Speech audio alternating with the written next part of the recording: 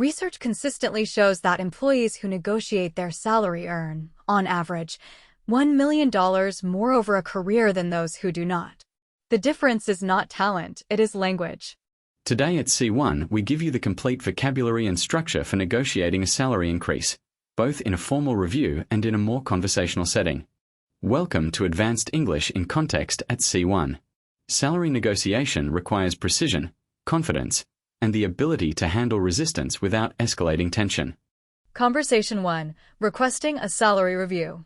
Conversation 2. Handling the manager's counter-response and closing the negotiation. At C1, we focus on the language of leverage, anchoring, and graceful handling of not now. Employee Lena, I would like to discuss my compensation. Over the past 18 months, I have taken on considerably more responsibility. I am now managing 3 junior analysts and leading our client reporting function, which was not in my original scope. Manager, David, I hear you. Those contributions have been noted. What figure did you have in mind?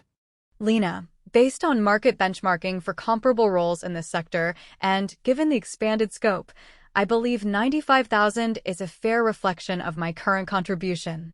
I am currently at 82. David, that is a significant jump. I want to be transparent with you. Budget is constrained this cycle. I cannot go to 95. Lena, I understand the constraint. Can I ask, what range is realistic for this cycle? I want to find a number that works for both of us, and I am open to a phased increase if that helps. I am currently at 82. Stating your current salary explicitly anchors the conversation and makes the gap visible. Do not make the manager guess. What range is realistic? When the manager says no to your number, this pivot moves the conversation forward without conceding your position entirely. A phased increase if that helps. This is a power move. You are solving the manager's problem while maintaining your total target. It signals sophistication. David, a phased approach could work. I can likely do 87 now and revisit in 6 months with a commitment to reach 92 if performance continues. Lena, I appreciate that. To make sure we are aligned, could we document the 6-month milestone and the target of 92 in writing? I find that avoids ambiguity later. David, that is entirely reasonable. I will add it to your review record. Lena, thank you, David. I want to say, I genuinely enjoy this role and I see a long-term future here. This conversation was about making sure that it's sustainable for me financially. Could we document that in writing? I find that avoids ambiguity. This line does 2 things.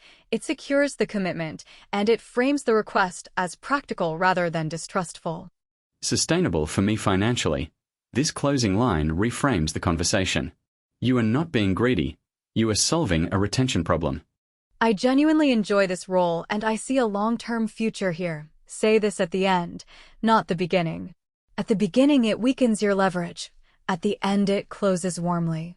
Based on market benchmarking, I believe this figure is a fair reflection of my current contribution.